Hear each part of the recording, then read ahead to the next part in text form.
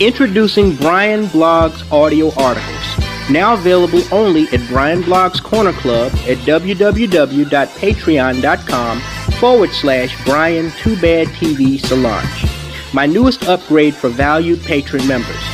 For older blogs, you can now click on the audio file attachment below the written article. Download it on your Android, iPhone, laptop, or desktop.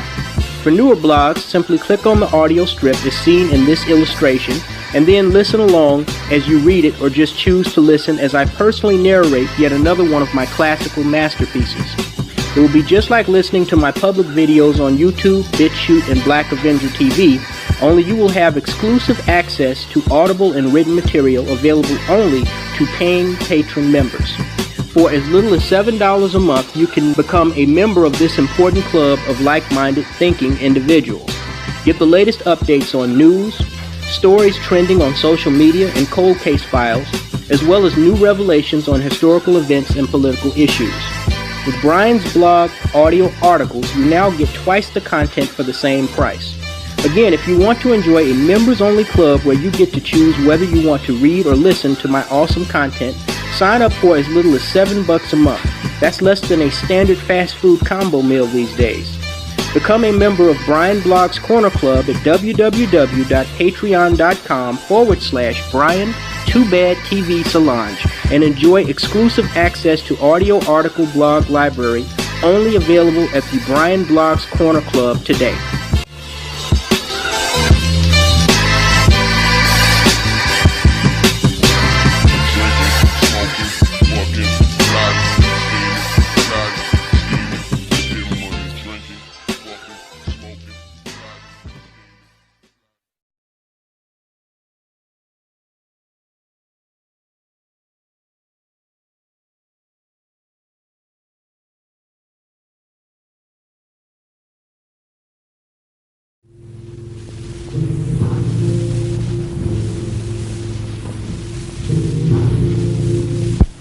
How very much I've loved you. How very much I've tried my best to give you the good life.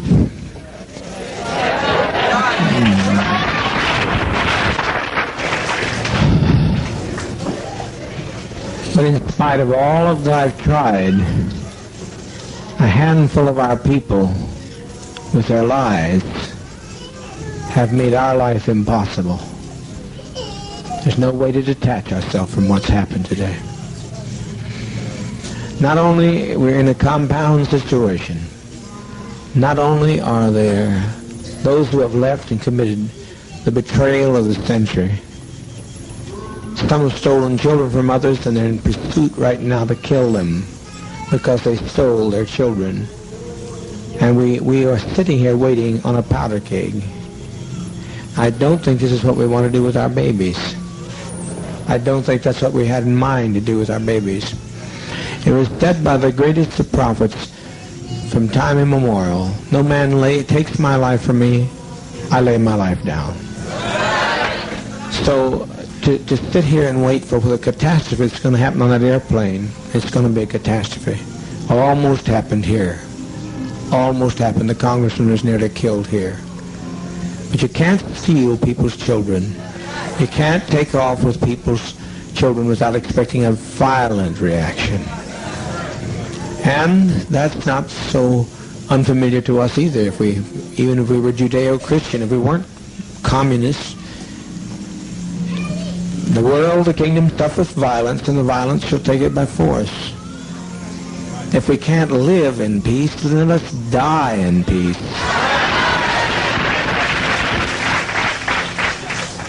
We've been so betrayed. We have been so terribly betrayed. But we tried, and as Jack Beam often said, I don't know where he's at right this moment. Where's Jack? He said, if this only worked one day, it was worthwhile.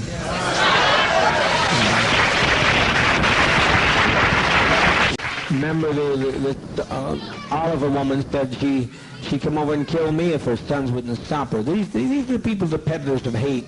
All we're doing is laying down our life. We're not letting them take our life. We're laying down our life.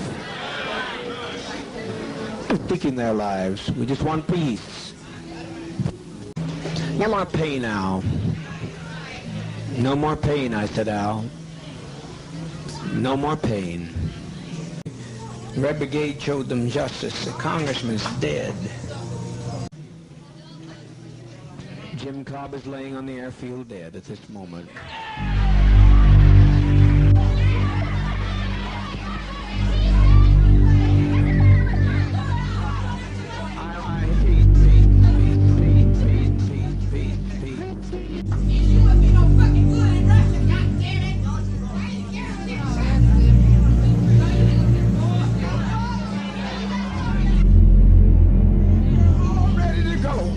If you tell us we have to give our lives now, we're ready. I'm pretty sure all the rest of the brothers are with me. Loving thing he could have ever done, the most loving thing all of us could have done. And it's been a pleasure walking with all of you in this revolutionary struggle. No other way I would rather go and give my life for socialism, communism. And I thank Dad very, very much. Dad's love and mercy and goodness and kindness and bringing us to this land of freedom. His love, his mother was the advance guard to socialism. And his love and his mercy should go on forever, on to the fields. Where's the vat? The vat? Where's the vat? Was it green seeds? Love should go on forever to the fields. Thank you, Dad. At one time, I felt just like Christine felt. But after today, I don't feel anything because the biggest majority of the people that left here were white. And I know it really hurt my heart because Broke your heart, didn't it? It broke my heart to think that all of these years that these white people have been with us and they're not a part of us. So we might as well end it now because I don't see... Oh, the congressman's been murdered.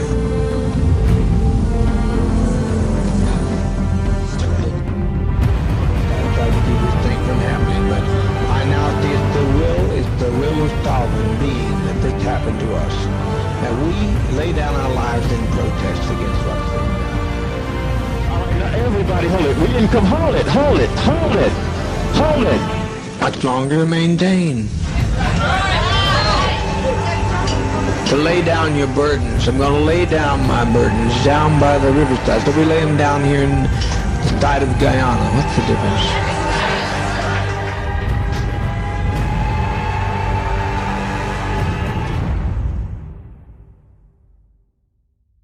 Get us the medication. It's simple, there's no convulsions with it, it's just simple, just please get it. Before it's too late, the GDF will be here. I tell you, get moving. Don't be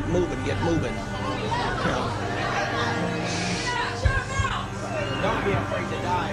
If these people land out here, they'll torture some of our children here. They'll torture our people, they'll torture our seniors. We cannot have this. Are you going to separate yourself from whoever shot the congressman? I don't know who shot him.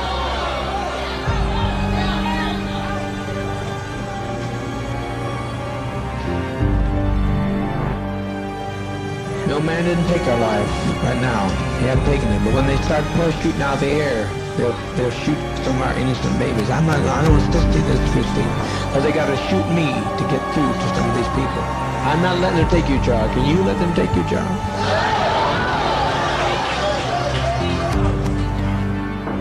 We lay down our lives to protest in what's being done.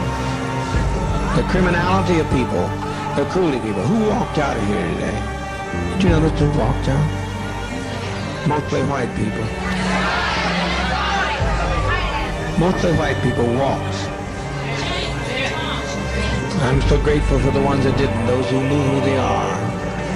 But there's no point. There's no point to this. We are born before our time.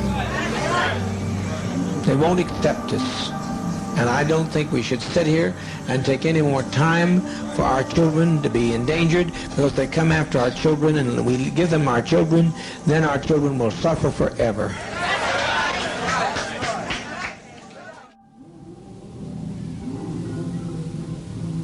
It's never been done before, you say. It's been done by every tribe in history. Every tribe facing annihilation. All the Indians of the Amazon are doing it right now. They refuse to bring any babies into the world. They kill every child that comes into the world because they don't want to live in this kind of a world. So be patient, be patient. Death is, I tell you, I don't care how many screams you hear, I don't care how many anguished cries. Death is 1,000,000 times preferable to 10 more days of this life. If you knew what was ahead of you, if you knew what was ahead of you, you'd be glad to be stepping over tonight. Death is common to people. And the Eskimos, they take death in their stride. Let's be dignified. If you quit telling them they're dying, if you adults will stop some of this nonsense, adults, I call on you to stop this nonsense. I call on you to quit exciting your children when all they're doing is going to quiet rest. I call on you to stop this now. If you have any respect at all, are we black, proud, and socialists, or what are we? Now stop this nonsense. Don't carry this on anymore. You're exciting your children. All over, and it's good. No sorrow that it's all over. I'm glad it's over. Hurry, my children, hurry. All I say, let's not fall into the hands of the enemy. Hurry, my children. Hurry. There's seniors out here that I'm concerned about. Hurry. I don't want to leave my seniors to this mess. Quickly. Sisters. Good knowing you. With the green tea in, please. Bring it here so the adults can begin. Beg you, don't fail to follow my advice. You'll be sorry. You'll be sorry. That we do it and that they do it. Must trust you. You have to step across. We used to sing this world's not our home. Well, it sure isn't. As we were saying, it sure wasn't. He doesn't want to tell him. All he's doing, if they will tell him, assure these children. Some people assure these children of the relaxation of stepping over to the next plane. We've set an example for others. We've set 1,000 people who say we don't like the way the world is. Stop. Take our life from us. We laid it down. We got tired. We didn't commit suicide. We committed an act of revolutionary suicide, protesting the conditions of an inhumane world.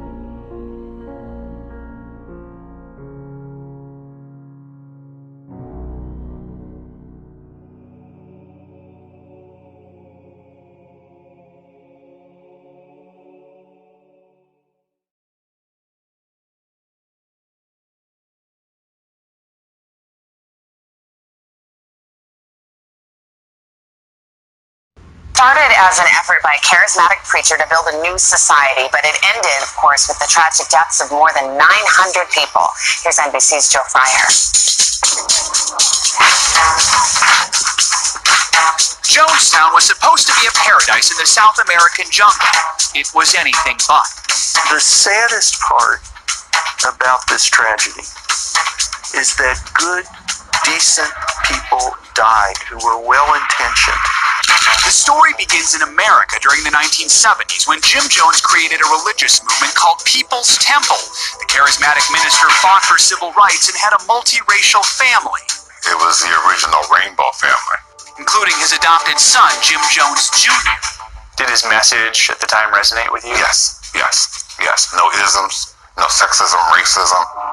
But in the new book, The Road to Jonestown, author Jeff Gwynne details how Jones started to change. He's convinced himself that he is some sort of superhuman martyr.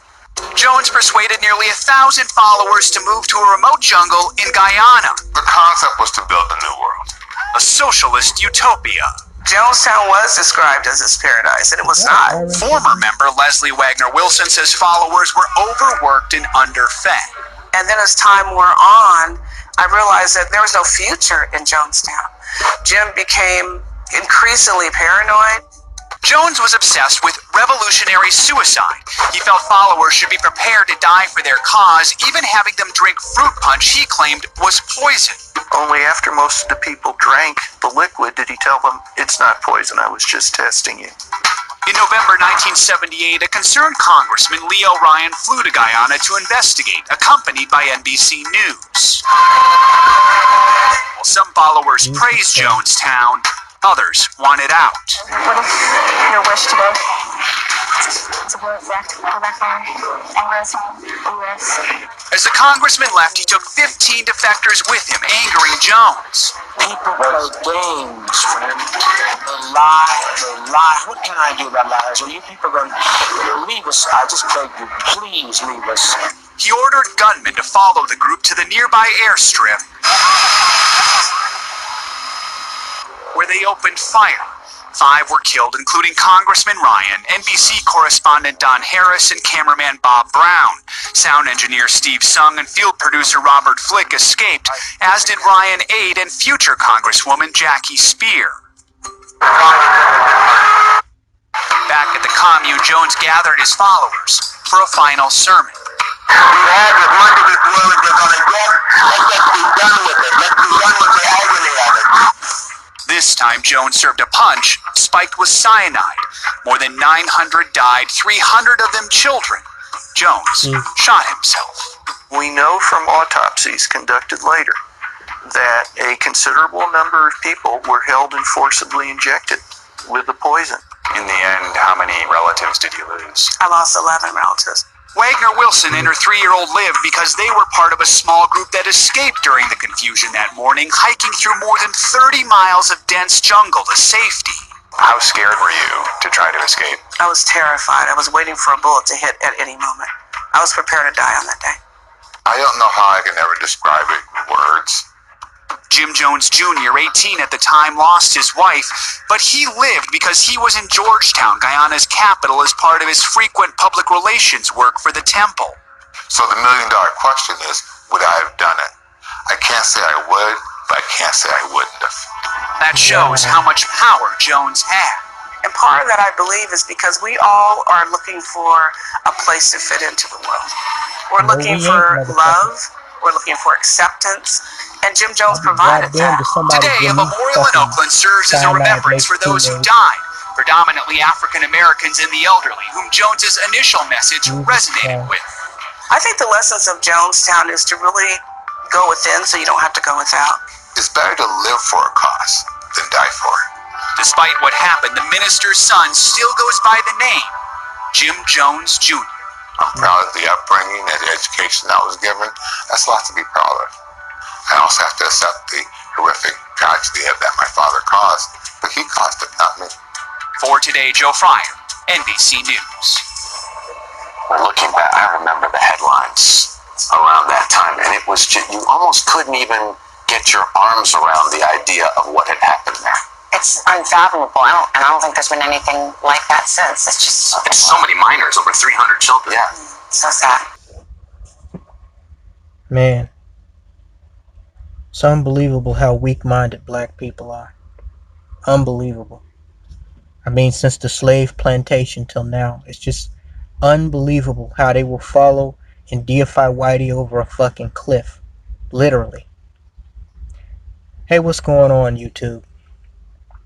So, this is a story that it's a piece of history that I've never touched on, and I haven't heard any really other YouTubers touch on it, but considering the circumstances of what happened and how it is a prime example of just where black people in this country and society are, and how lost and mentally deficient and followers we have been since the slave plantation. I mean, this was just a poster child example of this and what happened. And also how black women deify and worship not only white men, but these pastors. I had to do a video on this. It's really surprising. You know, the craziest thing about this issue is when you look at it from the perspective of observing what is going on today in black America and this wedge between black men and black women, and this, coming out of, more people exposing and seeing the black church, and just the church in general for what it is, and how a lot of us, even that clown Kanye West, are starting to realize more and more that slavery back in the 19th and 18th and 17th centuries was more of a choice and a convenience for Negroes than it was something that was, forced upon them. You come to realize why this tragic story of Jonestown is so pivotal in not only the history of America, even though it happened in South America, but the history of black people, and also pivotal in understanding just how deep this rabbit hole goes with not only black America, but the black American female. Now, for those of you who don't know, Jim Jones was this Richard Nixon paranoia type of nutcase that was a Indiana preacher turned death cult leader, that originally started out pastoring a church, I believe, in or near Indianapolis, Indiana. And because Indiana for a very long time has always been far right wing, hardliner, kind of a red state, and because his church was diversified, as you niggas love diversity and love to be around white folks so much, and that was kind of frowned upon in Indiana, he moved his congregation of more than 1,000 people to California, as San Francisco, I believe it was, as a matter of fact. And while in San Francisco, he got even more followers. Okay? Now, what's particularly interesting is, even though San Francisco back in the late 70s, had a very large white drug-smoking hippie culture, it was mostly black people that joined his church, both in California and in Indiana. And when Jim Jones began receiving a lot of heat because of people going to authorities and going to the newspapers in San Francisco, and the San Francisco Chronicle, they put out some stories about the sexual deviancy, as we see with a lot of these pastors, of Jim Jones having sex with not only the women of the church, but possible inappropriate sexual misconduct with some of the children and teenage girls of the church. He hatched this plan to move his flock completely out of the United States and to a place called Guyana, which is in South America. It sits on the northeast coast of the South American continent, as seen here. Guyana sits directly above, I believe that is Brazil, which is the largest country in South America. And he set up this little community. He bought some land with the money and donations and earnings that he made while pastoring in Indiana and California, and he bought land for cheap in Guyana, South America, and he brung about, I think, more than half of his congregation followed him to South America, and he set up this place called the People's Temple. But it was more passionately known as Jonestown, which was on the up near the northwest corner of Guyana. And there he had a flock of about 1,000 of his followers follow him there. And this was actually the reason why he moved to Guyana, because the San Francisco Chronicle was about to expose him, as I said before, as a sexual deviant, as seen here in the in this article that was written, where it says one congregant noted, quote, "Oh, and he would talk for hours about sex." Now, again, this was still when he was back in the United States, okay? This was before they moved to Guyana. And this is what, me and so many people, especially David Carroll, who has a bone to pick with these pastors, has been telling you for years about these black pastors, but really not only these pastors, just these religious people overall. They are some of the biggest hypocrites and most sinful deviants the world has ever fucking seen. It's almost like an oxymoron, them believing in God and preaching the word of Jesus, but they're violating every fucking commandment, including murder and adultery, that Moses he put on those damn tablets, or that he was holding up, that he claimed God put on those tablets. Okay? I mean, look at the Catholic priesthood. My God. How can you have that many pedophiles in the fucking archdiocese? It's insane. It's not just these black pastors, just these religious clergy members in general. All that holier than thou art bullshit. But it says here, he would talk for hours about sex and how good he was and how women should think he was making love to them, not their husbands, and about how all the women sent him notes that they wanted to see him. Jones, a bisexual, reportedly had numerous affairs with both men and women in his congregation.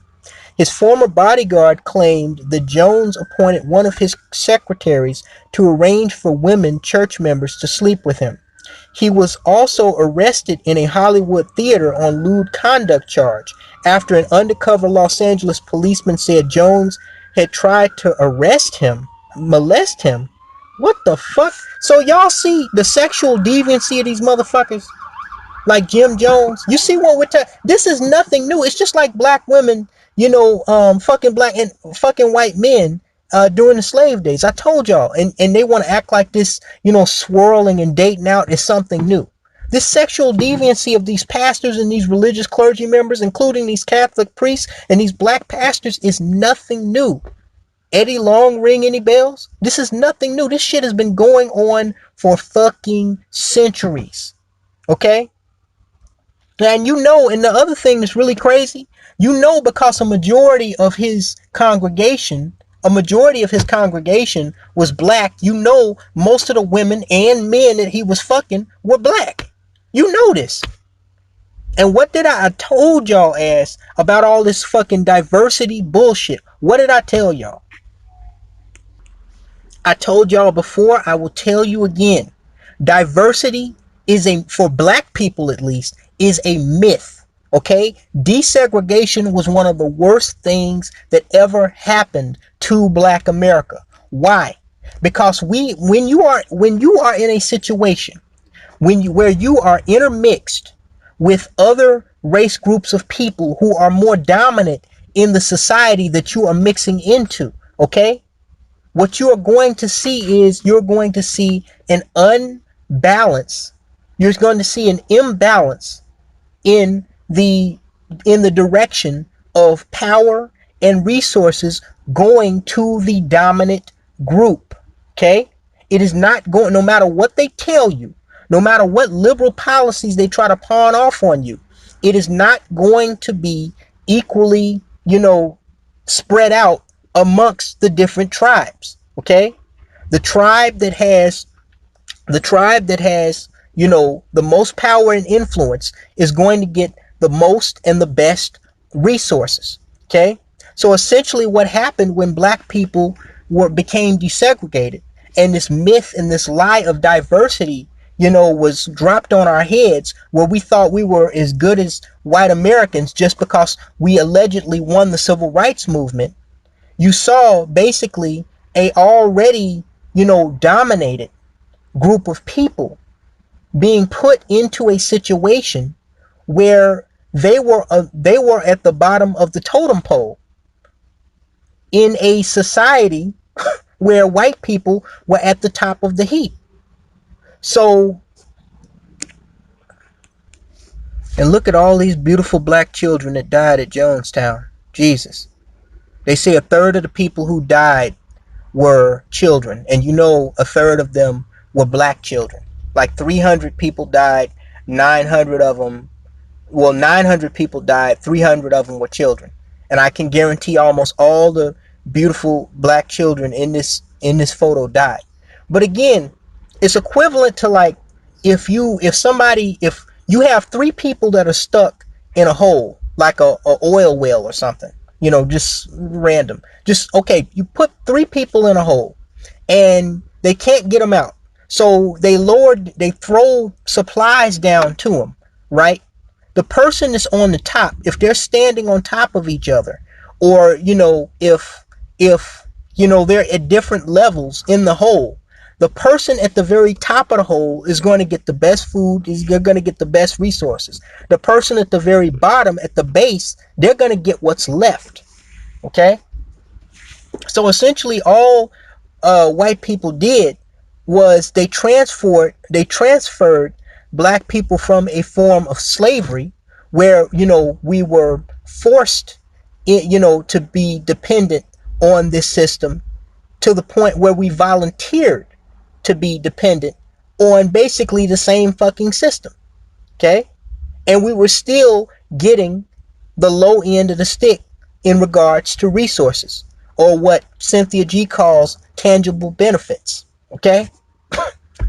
See, the reason why you see Asians like Indians and Orientals come over here and become engineers and get master's degrees and start businesses and all of that shit is because they are already, most of those people that come over here and go to college and open up businesses, most of them are already well entrenched in that type of lifestyle, and a lot of them are high class. The ones that go to school, at least the ones that run businesses, some of them are lower class, but either way, in their own tribe, in their own country, their own society, they are already at a certain level, okay, of education, of finance. So when they come over here, all they do is simply transfer the power that they had over in their own countries to being able to live a equal or close to equal lifestyle over here when they come to the United States. That's why it's easier for a Chinaman to come over here and get a master's degree, in bioengineering, or an Indian to open up a gas station, than the niggas that are living in the very same community that they're opening up the gas station or the liquor store. And see, let me be very clear, because I don't want people to misinterpret what I'm saying. Okay? On an individual basis, there are a lot of good white folks. Okay? I know some of them have been my friends. Some of them have helped me out. Okay? I'm not saying that black people intermixing with every individual white person is a bad deal. What the problem is with diversity as a whole for black people, unlike other race groups, is that we own and operate and control nothing in this so-called utopia of diversity. Okay? We have to, a majority of us, there are some of us who have our shit together, but a majority of us have to rely on the other tribes those that are higher up on the totem pole for the resources that we need. Okay, and whenever you have a situation that's unbalanced like that, okay, you're going to have problems with the group that is significantly more dependent than they are independent in a so-called diverse culture. That's why I say diversity as a benefit to black people is a myth. I used to get so fucking tired before I started running my own business of hearing these idiots in these job interviews preaching their propaganda about diversity. You understand we are a diverse working group, right? Just because you stick a black person, one of these corporate American hood rats in a Fortune 500 company office, does not mean that black people as a collective are benefiting from that, okay? We can't run businesses. We can't control our streets. We can't even keep our own families together, okay? Black men and black women practically hate each other now. Well, that's been going on for a while. But you see what I'm saying? There cannot, I mean, Malcolm X even had the forthwith, which is why he was, even though he was biracial himself, he was such a great black leader. Because even he said, once he left the Nation of Islam, he had the wherewithal to realize that white people can help us, but they can't join us. Not yet. There can be no black-white unity until there is first black-on-black unity. Okay? He had the wherewithal to understand that you can't intermix two different cultures with one being on top of everything and the other one being on the bottom with their mouths open and their arms wide open. It just doesn't fucking work like that. If you're going to have a diverse culture, everybody has to be on an equal playing field, which is why these swirl tards like Crystal and Cuntison, they keep failing miserably at divesting from Blackistan. Because the problem is they are Blackistan. You can't take your raggedy, ratchet, hood rat ass to upper middle class white America and everything's going to be fine and dandy. Why? Because you are still the same problem child you were before you did that. So anyway, guys, just to give you a better idea of not only the scope of the tragedy at Jonestown, but also the issue of how this relates to the dysfunction and the weakness of black people in the black community. These black whores always talking about, when are black men gonna rebuild? When are they gonna rebuild? When are they gonna build something in the black community? This is pretty clear-cut obvious that Negroes aren't ready to build up anything but they self on an individual level. Okay? You can't talk about building a whole fucking community until you build your own fucking intelligence and fucking improve your fucking IQ level and your fucking maturity level, motherfucker. You can't talk about having an army until you train a fucking soldier. As long as Negroes have this type of mentality, there will be no building in the black community. There will be no unity in the black community. So check this out. I'm going to read part of this article and another article. And then I'm going to let you guys marinate on it to see just how deep this rabbit hole goes and how it's been going this deep for a very long fucking time, to show you just how lost and fucked up we are as a people. Says, the demographics of Jonestown. The People's Temple Agricultural Project in Jonestown, Guyana, was a racially black community in a number of key respects. A large group of African Americans who migrated from the southern U.S. to California made up a sizable contingent of those living in Guyana. African Americans had long supported the temple with contributions, tithes, and wages while living in California. What did I tell y'all? But in Jonestown, it was clear that the Social Security checks of black senior citizens made up the primary source of income for almost a year. Finally, the majority of Jonestown residents were black, and African Americans held key leadership positions in the jungle outpost. Did y'all see that part where they said about the Social Security checks of these grandmothers were the main way that Jonestown was kept afloat and financed? And what thanks did they get for serving and financing their white slave master? They got slaughtered. They got molested. And they got murdered.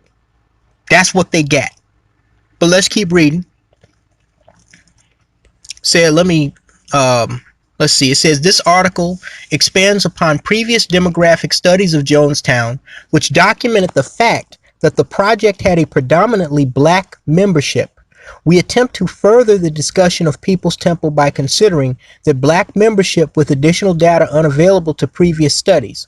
In addition, we look at the elements of the temple's religious culture within the context of black religious experience.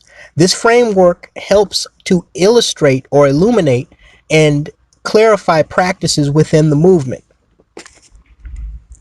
So we go down here and it says, we began with a larger cohort than previous studies, namely all temple members living in Guyana rather than just those who died in Jonestown. Nevertheless, the number of African Americans comprising the group tops 2/3 at 68%. Black membership thus dominates temple life in Guyana by a substantial majority, but by a slightly smaller margin, 2% from earlier studies. While it seems likely that the percentage of black members to total membership in California is greater than 68% or 70%, this conclusion is anecdotal and based on the observation of hundreds of photographs of stateside members of People's Temple. We calculate that approximately 1,020 members of the People's Temple were living in Guyana as of November 18, 1978. We have identified 122 people who survived the tragedy, but this figure is rather fluid. The news media frequently reported that 918 people died in Jonestown.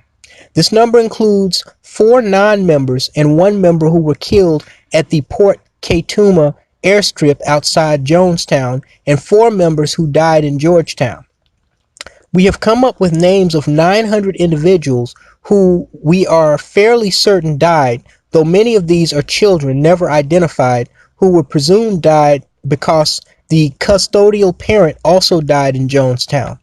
Despite the shortfall, we do not dispute the official figures, but rather have tried to give names to as many people as we possibly can.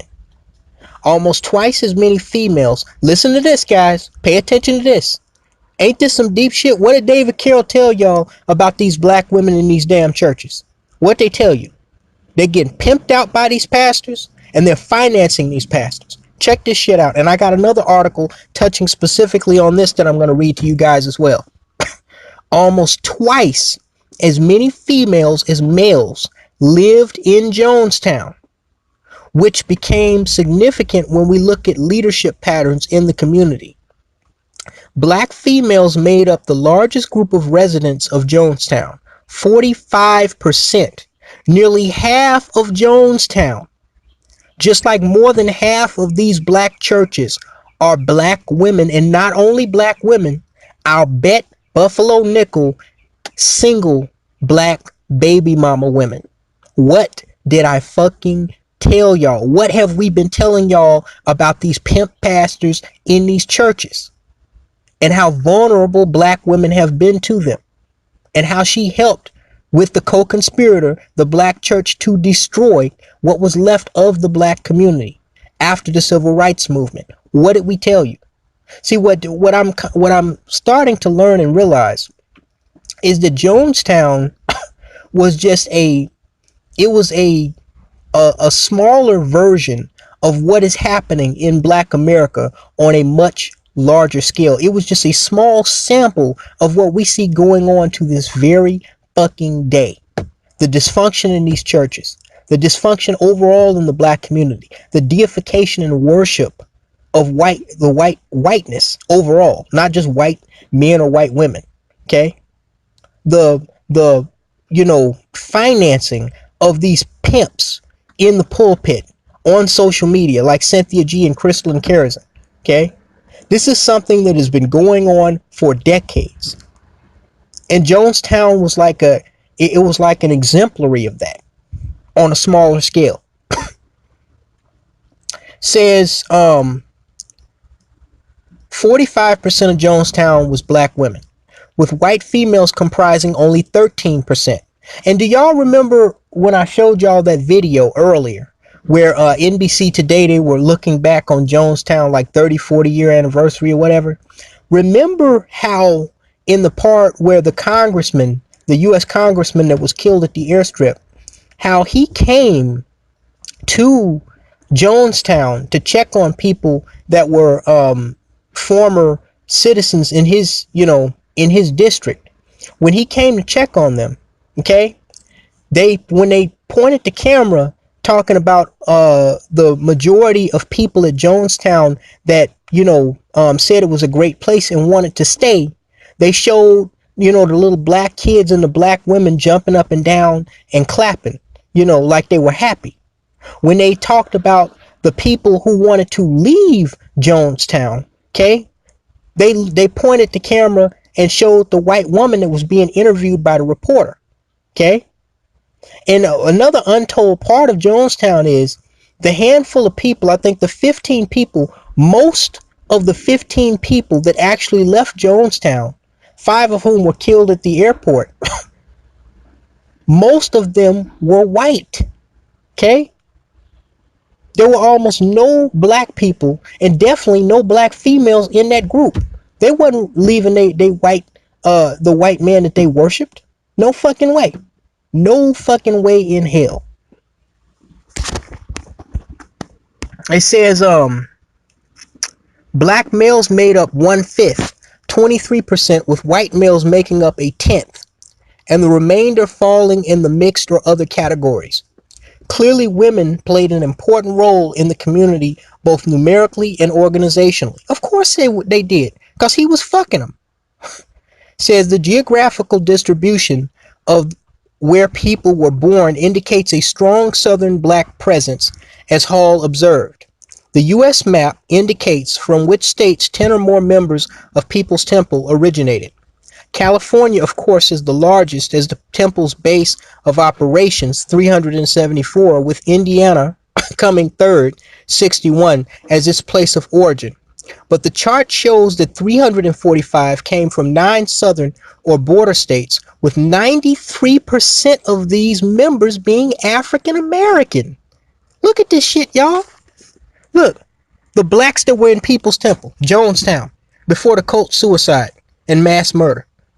In every category, y'all, every single state, black people outnumber the other members that came from the same state 10-1, more than 10-1. Look at this shit. Again, but y'all want to call me a coon. Y'all want to say I hate my mama. Y'all want to call me an Uncle Ruckus. When we tell y'all this shit, this is shit this is well-known knowledge. Jonestown was simply a microcosm of what is going on in Black America every single fucking day. These small-minded Negroes and these psychotic females that are easily manipulated, that they follow behind. And you got to keep in mind, in Jonestown, that's the thing about Jonestown. In Jonestown, there was only when he started announcing that they were going to commit suicide, because they had done Kool-Aid drills before. That's where that term "don't drink the Kool-Aid" comes from. Jim Jones and his fucking cyanide-laced Kool-Aid. Okay? There was only one black woman that spoke up. Out of all those Negroes, you think about this. They say that some people were held against their will.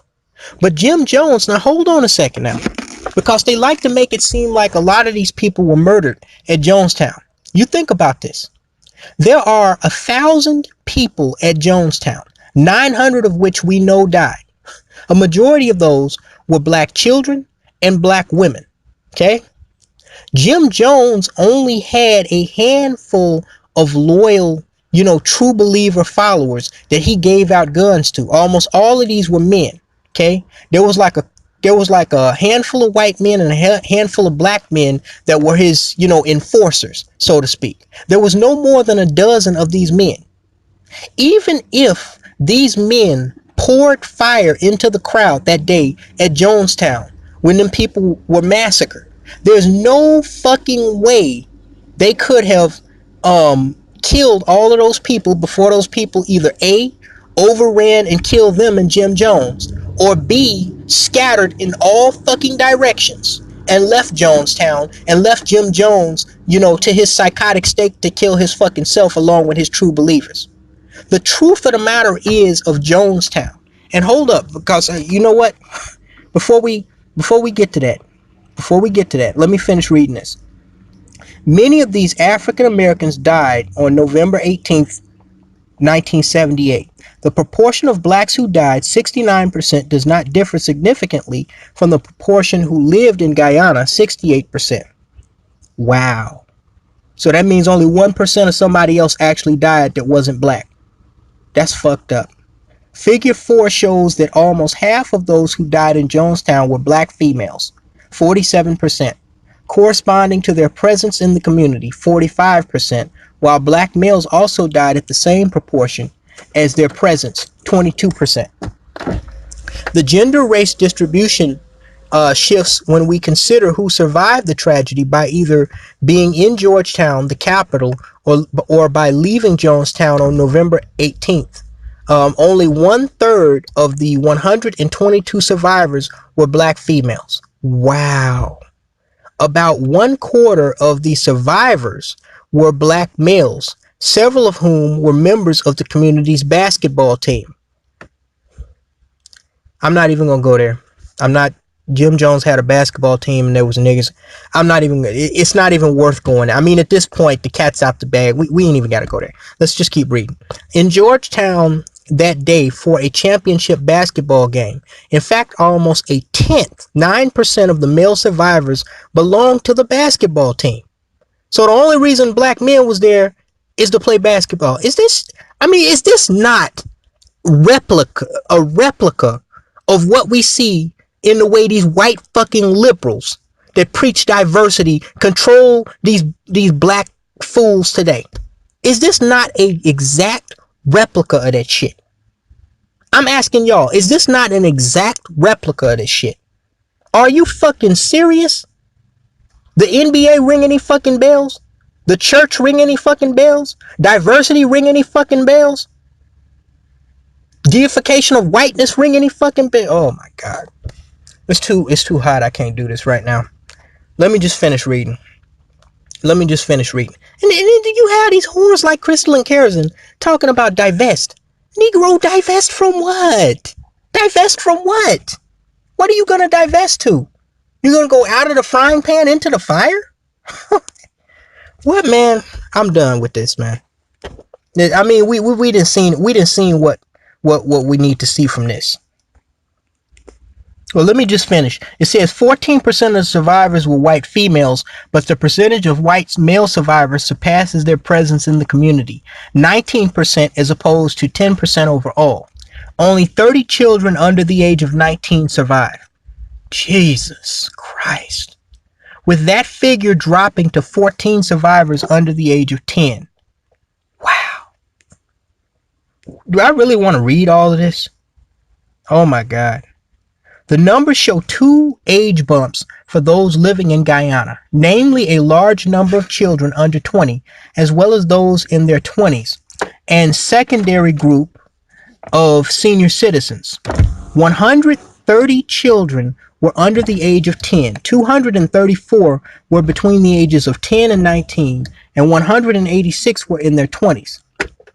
This means that more than 1/2 of the residents were under 30 and more than 1/3 were under 20. While many teenagers worked in Jonestown to support the project, these figures nevertheless reveal a relatively large non-productive population. Does that ring any bells?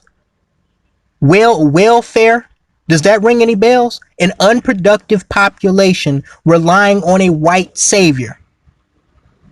And most of the niggas there are on the basketball team. And most of the people there overall are black women. Single black women with children. Does that ring any bells, y'all? What'd I tell y'all? Jonestown was a microcosm of what black America is today and has been since slavery. But let's keep reading. Says, Yeah, while many teenagers worked in Jonestown to support the project, these figures nevertheless reveal a relatively large non-productive population. 211 people were 60 and older, with 3/4 of this segment being black females. While the number of seniors may indicate a sizable non-productive workforce in the community, they nevertheless played an important role in supporting Jonestown through their monthly Social Security checks. We took a snapshot of Social Security income for the month of September 1978, since we had the greatest amount of information for the month. Because there was public concern about Social Security fraud, the Department of Health, Education, and Welfare provided a list of the beneficiaries and the checks which had been recovered from Jonestown. In that month, 173 beneficiaries received a total of $36,548 in checks which were recovered, uncashed at the site of the tragedy. Of those 173 beneficiaries, 157 were black. Wait a minute. Yeah, okay, that makes sense. 15 were white and 1 was Native American. But if we add to that figure, so basically Jim Jones was living off the welfare of old black folks and black women. That's how he was keeping this organization going. I really don't even have to read anymore. I mean, I can just stop right here, but I'm going to keep reading. Because no, I'm not going to let y'all get away. Again, black women, how do you divest from yourself? This ain't even part of that series, but how do you divest from yourself? I got to ask you that question again. But if we add to that figure those who had received Social Security income in other months, the number of blacks jumps to 182. The number of whites to 18, with a single Native American recipient and a single Latino. Thus, African Americans, particularly the elderly, were helping to finance the community. They were financing the fucking community through welfare. It says Social Security recipients living in Guyana. And it shows you right there. Look at that. This is crazy. I don't even, you know what? Let me just move to the next, because we really, I mean, this solidifies everything that we've been saying for years about black women, about how black America ain't ready for no race war. And again, because he gave, half of his loyal supporters, besides the black women and the elderly people that were financing him, Jim Jones gave guns. He gave rifles to, and they were the ones that ambushed the congressmen and the journalists and the people who tried to escape at the airport. So again, I have to ask, when you talk about a race war for all these pro-black Hotep idiots, who's going to be fighting on your side, Mr. Black Hotep? Who's going to be on your side? Shooting at the cracker, at the white devil. You do realize that most of these niggas are going to be fighting and shooting at your black ass alongside their white slave master, right? Y'all do realize that when you talk about a race war, right? First of all, we know black people are in no position to have a race war with anybody when they can't even get along with each other. Okay? Yeah, we having a race war right now. It's called black on black motherfucking crime. Okay? So, and second of all, if you get in a race war between all these swirlers and all these Negroes that, love white pussy, I mean, include some of the ones that watch my videos, who's gonna be, dude, you in what army is gonna fight a race war with white folks? Could you explain that to me? Do you not realize that between the biracials and the Negroes that deify whiteness, you're gonna be greatly marginalized and outnumbered, dude. Even did y'all know that even the Confederate South at the butt end of the American Civil War, when it was obvious that they were going to lose the war, at the very end in 1845, I think it was March 1845, the Confederate Congress signed legislation, although it was too late, to arm black people in the South, to arm the slaves in exchange for their freedom. The South was ready to concede slavery just to give the very niggas that they were enslaving guns to fight against the Union and the North. Anyway, I gotta read y'all this article before I get off here, because this even goes deeper. Says, why did so many black women die at Jonestown? Says 5 years ago, on November 19th, 1978, 73-year-old Hyacinth Thrash awoke to a nightmare in the jungles of Guyana. In one of the largest murder-suicides in world history, 918 from her People's Temple Church lay dead before her eyes, poisoned by a lethal cocktail of cyanide and fruit punch. The images from this gothic scene of carnage have become indelible bodies clad in simple workaday clothing stretched into the distance in rows face down on the ground. Seldom discussed and less widely known, however, is the fact that they are overwhelmingly black bodies. Rendered anonymous, they represent complex, extended families of children, elderly women, young women, mothers, grandmothers, aunts, sisters, and nieces. They came to Jonestown, Guyana, from communities all across the U.S., drawn by the utopic promise of life in a communal settlement envisioned by a charismatic white messiah as a socialist refuge from American racial apartheid. One of the most haunting, so they left white America to escape racism from white folks in white America, only to come to South America with a white man and get slaughtered with cyanide laced fruit punch. Again, the way niggas reason is just beyond me. This is why me and Brother Logic and Common Sense tell you not to waste your time arguing with black women, because they're not going to make any sense. And a lot of them are just completely insane. One of the most haunting scenes from the massacre's aftermath is that of an adult with their arm around a child, protective in the throes of death. Thrash was the sole survivor on the premises.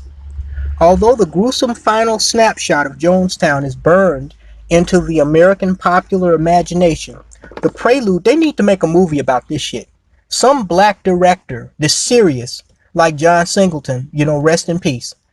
Somebody serious, even Steven Spielberg, somebody needs to make a movie about this shit, because this is a piece of black history that never needs to be fucking forgotten and really needs to be brought back to the fucking forefront, because this is a microcosm. This is a picture perfect example, from the murder to the baby mamas to the welfare to the pimp pastoring to the sexual deviancy. Everything is included in Jonestown that we see today. Somebody need to bring this shit back up on a much larger scale than something I can do. Says, over the course of 2 decades, the church would establish operations in Ukiah, San Francisco, and Los Angeles before relocating the bulk of the congregation to Guyana in the late 70s. Ostensibly to avoid government persecution for its radical views. About 75% of People's Temple members were African American, 20% were white, and 5% were Asian, Latino, and Native American. The majority of its black members were women, while its core leadership was predominantly white. As per the cultural clique, black women, like Thrash, were the backbone of People's Temple. Does that sound familiar to y'all? The black woman is the queen and the backbone of the black community. Yep, she was the queen and the backbone of Jonestown too. And we see what happened there. Where is it? I left off. Where was I reading? Black women were the backbone of the People's Temple. The primary victims of Jonestown and the population with the deepest investment in the philosophy, ethos, and mission of the church, black women. It is troubling that of the scores of book-length personal accounts, critical analyses, and sociological appraisals on People's Temple and Jonestown, only a few are by black women. The best of these have been compiled at the Alternative Considerations of Jonestown and People's Temple site. Thrash and Leslie Wagner Wilson are currently the only 2 black women survivors to publish books on their experiences. Why? Because black women, just like the white liberal, because remember, Jim Jones was liberal. He moved his church congregation out of Indiana because Indiana was far right wing. He moved to San Francisco, which was highly liberal, and preached diversity. Okay? He moved out of the country so the federal government and law enforcement could not arrest him for pedophilia and bank and wire fraud. Okay? And so he didn't have to worry about, being scrutinized for his deviant actions within his church. Okay? So continuing to read here, it says okay. Yeah, no, that's what I was saying. So black women don't want to touch on this any more than the white liberal does. Okay? Because this is one of the many examples that we have seen in recent times that proves why black women should not be the head of the household, the head of the family, or the head of the black community. You see what happens by nature. This isn't just about black women. By nature, women are not supposed to lead the flock. The man is supposed to be the shepherd. He is supposed to be the provider, and he is supposed to be the protector. Okay? These women being vulnerable, having an ancestral lineage of tradition that goes back to their great grandmothers who were slaves on the plantation, to follow the slave master everywhere he goes, which is why slavery turned into sharecropping after the slaves were freed, and 70+% of the slaves never left the plantation until the mid 1950s. The last active plantation in the South ended in 1961. Did y'all know that? They still had Negroes down there picking fucking cotton until John F. Kennedy was president of the United States. Did y'all fucking know that? That's some deep shit, ain't it? See, as early African American members of the church, when it was based in Indiana, Thrash and her sister tithed 20% of their income to People's Temple. Thousands of dollars in property sales, Social Security, disability, and welfare benefits from temple members were funneled into the church's empire. Despite being elderly and infirm, Thrash and her sister followed Jones from Indiana to Ukiah, San Francisco, and Guyana before Thrash became disgruntled with the divide between Jones's rhetoric and racial equality and the white people's first reality of church leadership, though she nonetheless chose to remain. Unpacking why so many black women died in Jonestown requires taking a critical look back at the racial underbelly of the Jonestown age. It demands confronting hard truths about the dangerously gendered seductions of organized religion, particularly given the global appeal that 24/7 prayer movements and charismatic Pentecostalism have for women of color. According to a 2012 Kaiser Foundation Washington Post poll, black women are among the most steadfastly religious groups in the nation. Only 2% said that being religious was not important to them at all, compared to 15% of white men, while 74% said that it was extremely important. Numerous surveys have touted the decline of American religiosity within the past decade, and yet, in the era of black economic depression, the need to be devout or churched up has not diminished for most African American women, despite the often patriarchal, heterosexist orientation of the black church. The widening wealth gap between blacks, whites, and Latinos, coupled with the downward mobility of the black middle class, only amplifies the role of religion in black life.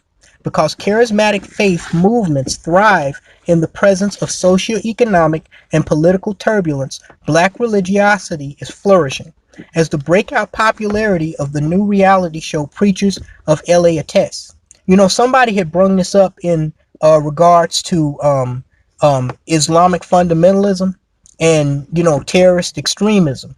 If you look at the money-rich Muslim countries like United Arab Emirates, Dubai, and all of that, Jordan, Morocco, and you compare them to countries where only a few control the wealth, but the majority of people are poor, like Yemen, Iraq, Saudi Arabia.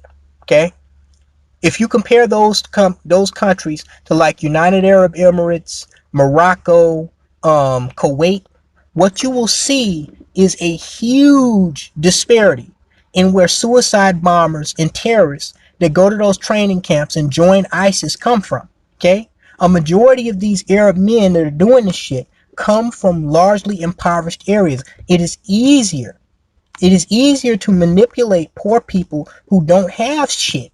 Okay? It's easier to manipulate people, period, who don't have shit.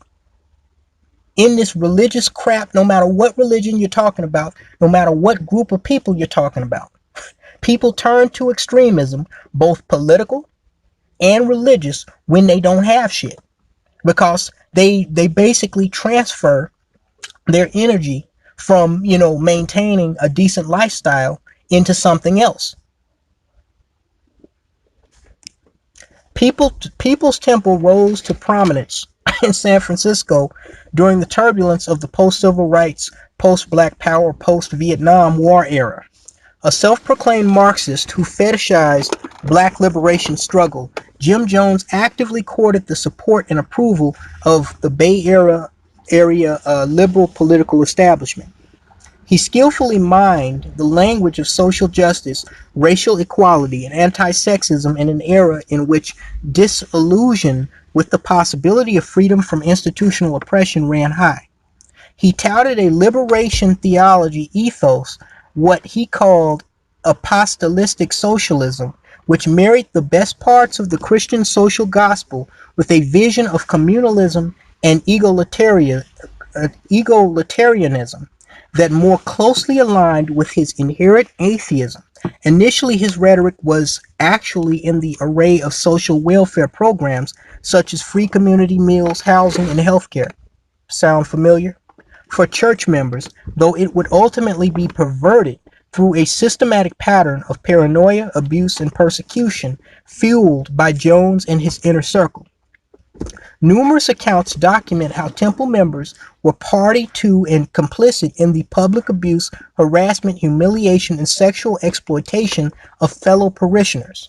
Some members vigorously defended these practices up until the final act of murder-suicide, an event that had been promoted and rehearsed several times. When the fated day came, Christine Miller, an African-American woman in her 50s, was the sole objector caught on the so-called death tape. That's what I was talking about. One black woman. That's what I want to say. Listen to this, y'all.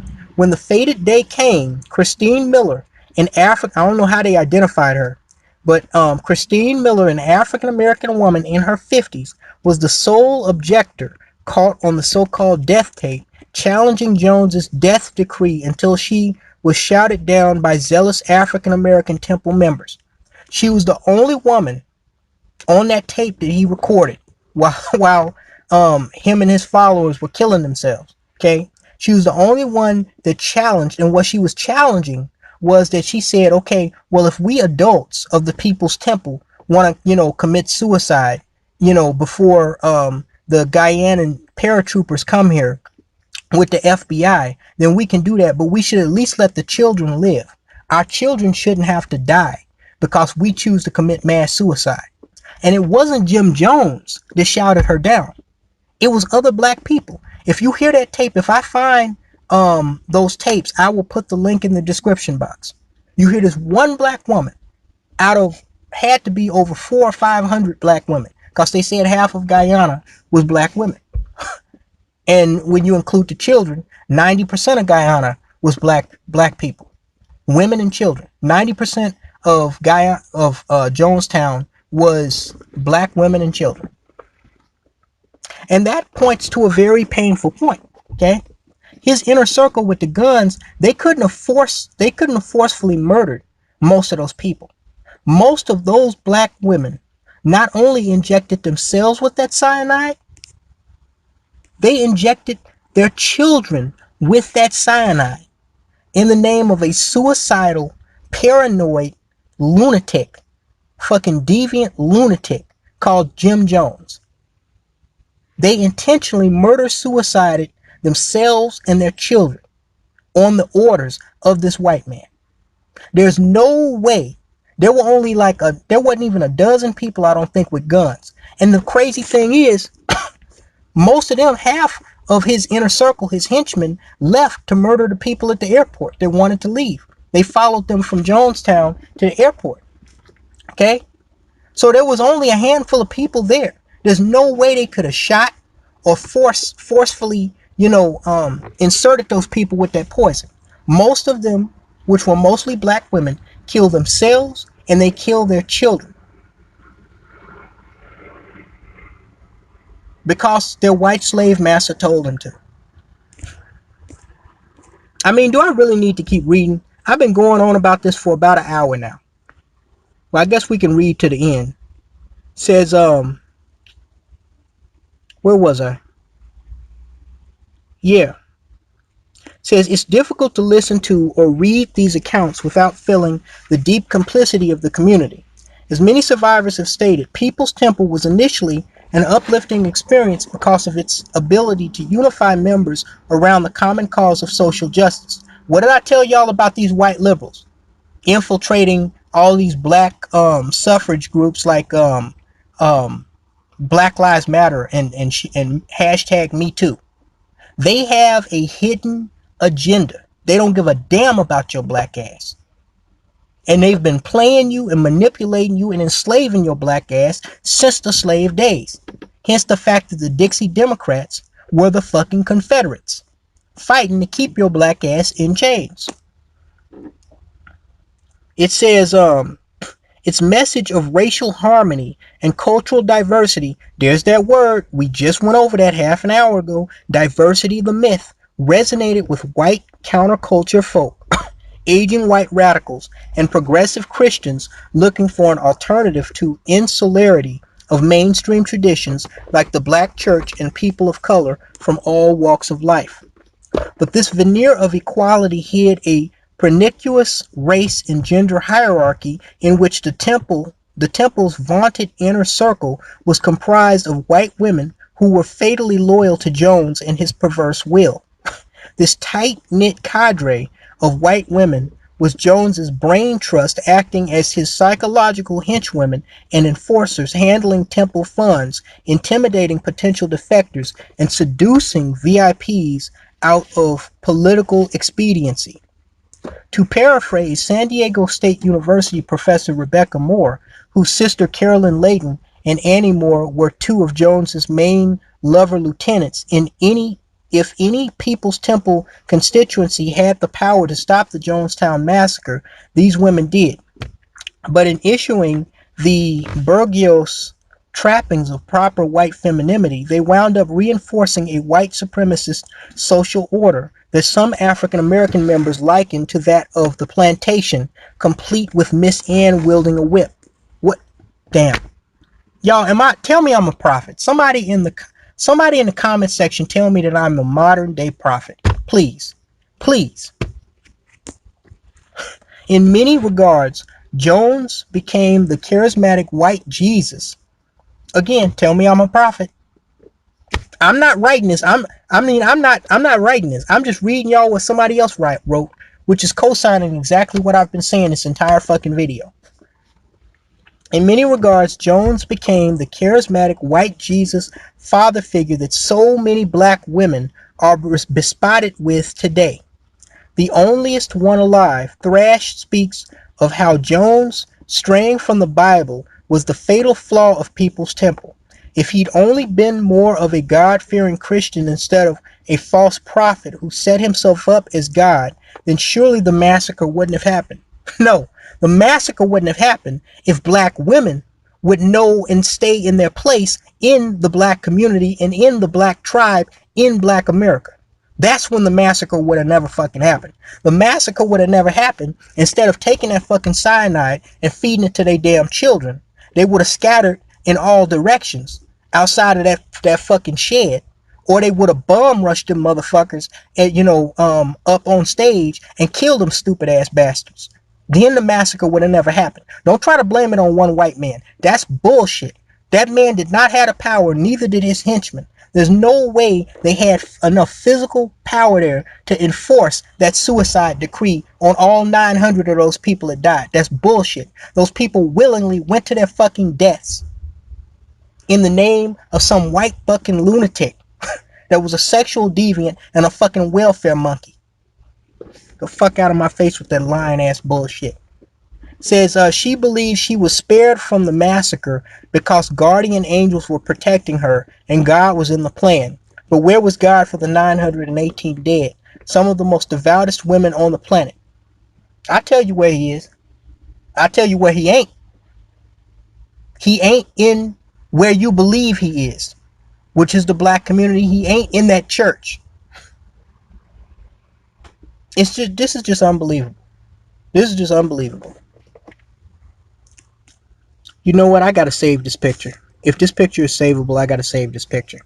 Because this right here is black America. This is black women. You could replace Jim Jones with white men. I believe in white men. What more do I have to say about this, folks? Y'all, seriously, we need to start a petition. We need to start a petition for somebody in Hollywood to do a movie about Jonestown. I don't think one has been made on a scale that needs to be made. Okay, there's plenty of documentaries on Jonestown, but when you look at black America and where it is today, and how the black American female who's been allowed to fester and push this matriarchal craptopia that we have seen in black America over the course of the last 40, coming up on 50, 30, coming up on 40 years. Okay? And you set that aside and you look at this tragedy in Jonestown as a microcosm of what we see today. What you see is why I say, this is actually scary, because everything that is wrong with black America is in the story of Jonestown. Okay? And we know how Jonestown started. It started as a liberal movement in a right-wing state, then moved to a left-wing state. It started to gather mostly black female members who took themselves and their children and followed this white liberal nutcase to another country. Okay? And he and his organization was living and thriving off of their welfare checks. And in the end, it led to the deaths of hundreds of black women and children and some black men. What does that tell you about the road that black America is headed down?